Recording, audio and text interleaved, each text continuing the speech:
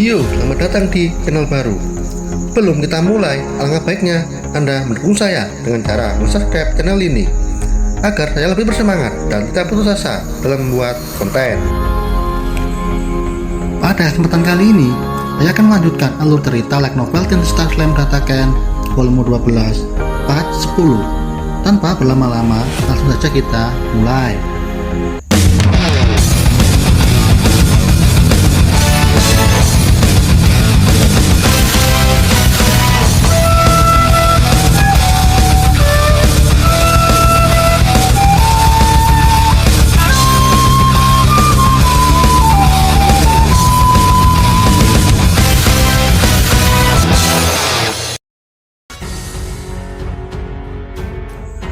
Setelah Yuki meminta Kagali untuk melanjutkan, Kagali melanjutkan.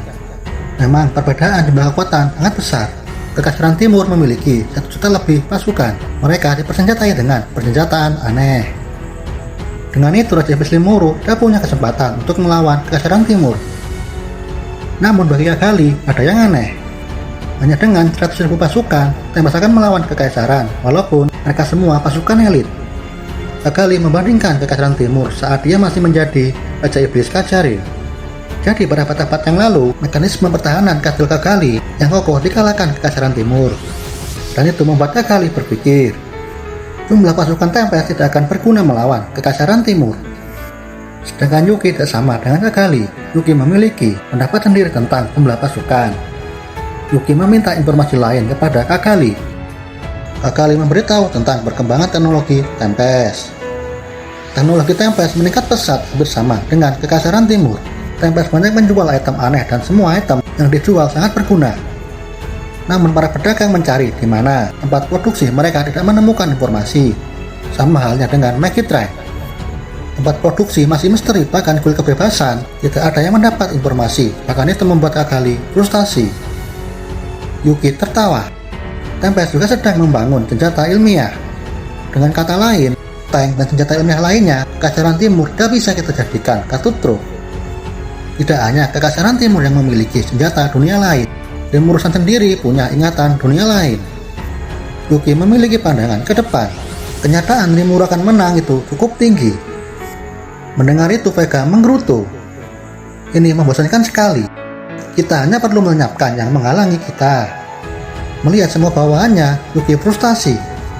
Pikiran mereka sama sekali tidak dapat dipahami. Sejak awal Vega hanyalah otak bodoh. Seandainya saja dia pintar, mungkin dia sangat banyak membantu. Lagi pula di dunia ini, kualitas lebih penting daripada kuantitas. Seberapa besar kekuatan yang dikerahkan, itu tidak punya peluang untuk menang melawan Raja Iblis terkuat di Crimson. Bagi Yuki, seberapa kuat Raja Iblis Rimuru, dia bukanlah satu-satunya ancaman. Di dalamnya masih ada majin kuat yang disebut 4 Raja Surgawi. Hanya dengan mereka sangat sanggup melenyapkan 4 unit taktik. Dan itu membuatku teringat, menyerah kepada Ki Crimson itu adalah keputusan yang sangat tepat. Damrada menambahkan, para majin nampaknya sudah menyaingi para Raja Iblis dalam hal kekuatan. Apalagi dengan iblis yang bernama Diablo, dia mengerikan. Yuki pusing dan setuju dengan Damrada. Yang membuatku pusing, bagaimana bisa Rimurusan mengumpulkan majin yang sangat kuat seperti Gel, Gabil. Mereka adalah individu yang sekelas Raja Iblis. Memikirkan Raja Iblis Rimuru itu membuat Yuki sakit kepala. Semua orang setuju dengan Yuki kecuali Vega. Vega marah dengan keputusan mereka. Vega merasa bahwa kita berada di naungan Raja Iblis Ki Crimson. Menyerang Tempest itu sama saja dengan penghinaan terhadap Raja Iblis Ki Crimson. Dengan kata lain, jika kita tidak ikut campur tangan urusan Raja Iblis Rimuru, itu sama saja dengan gencatan senjata sementara. Yuki menghela nafas. Yuki kembali ke topik utama. Jadi Kagali, apanya itu yang kau laporkan?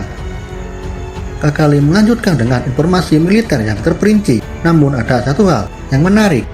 Di ibu kota Tempest mereka melakukan semacam latihan darurat, latihan evakuasi.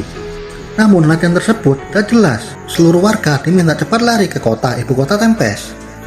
Para mata-mata sangat bingung dengan latihan ini, apa yang mereka lakukan. Namun dalam beberapa menit kemudian, mata-mata merasa berada di dalam mimpi. Dalam 10 menit seluruh ibu kota menghilang. Ibu kota dipindahkan ke dalam labirin. Yuki memberitahu semuanya. Tapi ini akan sulit dipercaya bagi kalian semua. Semua ini dilakukan oleh tim urusan yang kita bicarakan saat ini. Labirin memiliki 100 lantai yang dihuni para monster dan juga Veldora sebagai penjaga di lantai akhir.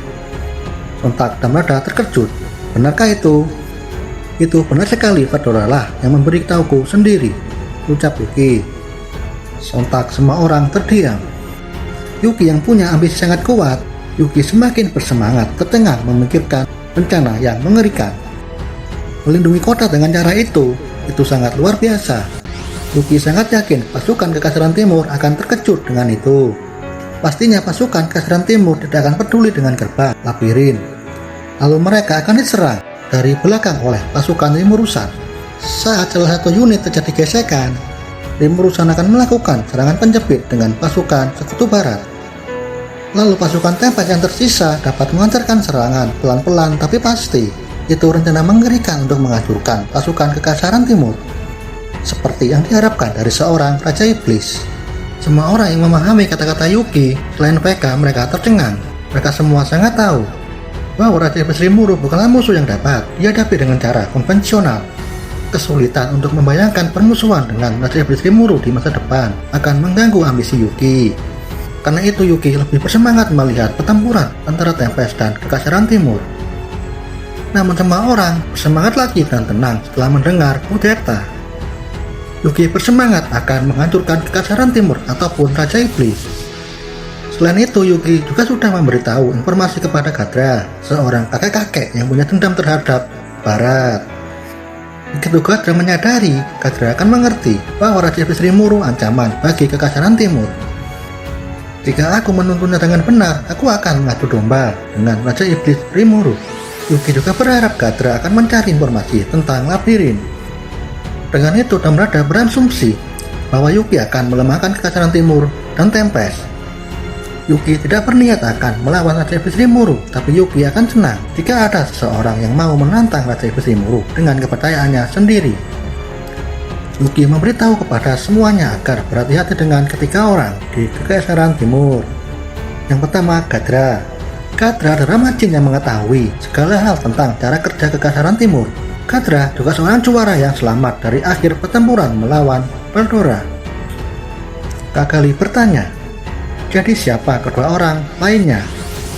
Namun Yuki sangat kesal saat ditanya. Itulah masalahnya. Aku sendiri juga belum tahu siapa keduanya. Sepertinya ada di antara 9 komandan tertinggi. Dan aku sangat yakin ada orang jahat di antara kesembilannya. Damrada menyela. Teman-teman, kalian tidak bisa waspada kepada mereka yang belum pernah kalian lihat. Tapi jika itu benar, tapi siapa dia? Yuki memberitahu, jika tebakanku benar, dia intelijen Kekaisaran Timur, Tatsuya Kondo. Tatsuya Kondo adalah orang dunia lain, dia sangat menyeramkan. Damrada menambahkan, kau benar, aku sendiri tidak tahu asal-usul dia secara detail. Ada desas-desus bahwa dia adalah hantu yang memakan informasi. Tatsuya Kondo hanya komandan satu, tapi tidak ada satupun jenderal yang punya wewenang memerintahnya. Dan menurutku dia juga seorang single digit. Dengan penjelasan itu, Yuki semakin yakin orang ketiganya adalah orang yang duduk di samping kaisar. Semua orang terdiam dan hening saat Yuki mengatakan bahwa tidak ada seorang pun yang merasakan kekuatannya. Dan aku tidak bisa membayangkan betapa berbahayanya dia. Sebelum ketiga anggota Cerberus pergi dan meninggalkan Yuki dan Kagali, Yuki memberi misi kepada ketiganya. Yuki meminta Damrada untuk mencari tahu tentang Tatsuya Kondo, dan kau bisa lanjutkan misimu. Sedangkan Vega akan menyusup ke kop binatang sihir, sedangkan Yuki sendiri dia akan melenyapkan Gadra. Ketiganya pun pergi meninggalkan ruangan. Jadi rencana utama Yuki berniat menjadikan Kekaisaran Timur menjadi boneka, lalu mendirikan kekaisaran baru, berdamai dengan negara Barat. Ketika itu terjadi, Yuki akan membunuh Kaisar Rudra. Karena bagi Yuki, membunuh Raja Iblis Rimuru lebih sulit daripada menghancurkan Kekaisaran Timur. Setelah kalah dari Gigamsen, Yuki menyerah dan memutuskan akan mendominasi dunia dengan jangka pendek dan jangka menengah. Memang otak Agali dan Yuki sangat luar biasa, tapi mereka tidak peduli dengan labirin. Beberapa hari berlalu, Kadra mengikuti rapat Kekaisaran Timur setelah mendapat informasi dari Yuki. Dalam rapat ini tergabung dalam 3 fraksi. Fraksi pertama menginginkan penyerangan setelah Veldora menghilang. Fraksi kedua sangat percaya diri akan menangkap Veldora dengan kekuatan yang mereka kembangkan. Fraksi ketiga mendesak agar menghindari hutan Jura agar tidak menimbulkan masalah dengan Veldora. Akibat perpecahan perbedaan pendapat itu menghambat kemajuan Kekaisaran Timur. Alhasil Kekaisaran Timur membiarkan Veldora bangkit. Fraksi yang ingin menangkap Veldora marah besar setelah mendengar semua ini. Kadra bergumam, kenapa harus sekarang Kekaisaran punya kesempatan mengajukan Dewa Ruminant di saat Veldora sudah bangkit? Mengingat masa lalu tanpa bantuan Barat, Veldora sanggup memporak-porandakan Kekaisaran Timur. Kadra tidak peduli dengan Veldora dan Kekaisaran Timur.